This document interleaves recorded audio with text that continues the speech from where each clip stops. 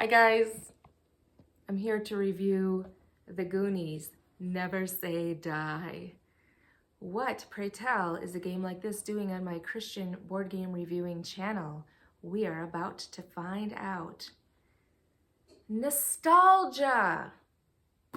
Have you ever been a victim of your own nostalgia and wanting to share your unique and precious childhood experiences with your children?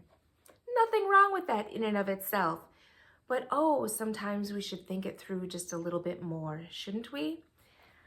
I saw the Goonies many times as a child, and that was being raised in a Christian home where we had some specific rules and standards about what we could and could not watch on TV.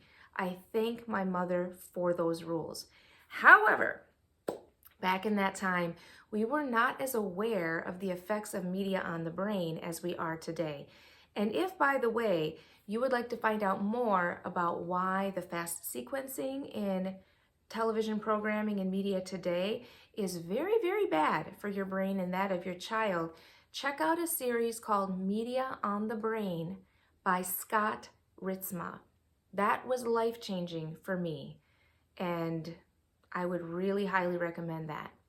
Aside though from media in of itself, with its fast sequencing and the damaging effect it has on your brain, what about the content? As it turns out, I have more spiritual discernment now than I think I did back then. I would not allow my children to watch things that I watched as a child.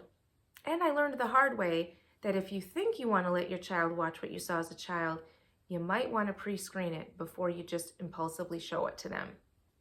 The Princess Bride was where I had a fall. I somehow thought that would be appropriate for my boys in the age range of 4 to 6 for them to see. I knew there was some sword fighting in it, and I thought they might like to see that, even though I don't really like their obsession with weapons, swords, and guns, and I try to curtail that as much as I can. They're boys, and yeah, just can't completely. So long story short, we got midway into that movie. They looked dazed and confused. They had questions about why I was showing them a movie that had so many contradictions to what I'm teaching them in the Christian home that we had to shut it off, and I felt really bad about it, and we've never put that movie back on since. Same thing happened to someone I know with the Goonies. Her boys are a little older than mine, and she thought it was time to make the memory of watching the Goonies together. She had protected them from that movie up until this point, but thought that maybe it was somehow innocent enough and they were old enough to handle it. And now, being that they do see some stuff over at their dad's house, which isn't quite on the same level of standard as what she does in her house, she thought, okay, I get the Goonies, we're gonna make this memory together.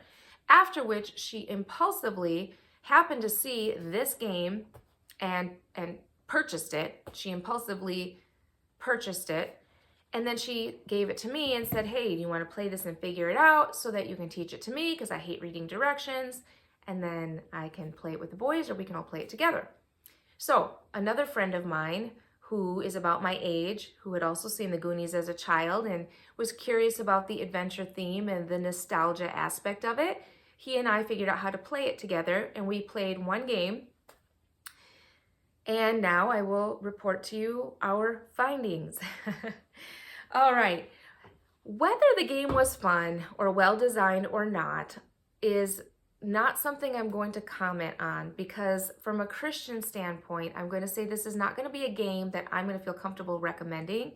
And I will actually I will never play this game with my children, and I'm pretty excited that I'll be able to remove it from my home now that I'm going to be done making this video about it. I want to show you some pieces of the game, the components. And this is a point where if you are watching this with a child and you don't want them to see evil stuff, you just might want to have them stop watching and shut this off. I'm only going to show you these things because when I was shopping for board games myself and watching videos, I not only wanted to hear people's thoughts about it and if it was fun, but I wanted to actually see what the components looked like. And if the video didn't show that to me well enough, then I would have to do like Google searches on the images afterwards before I would buy the game.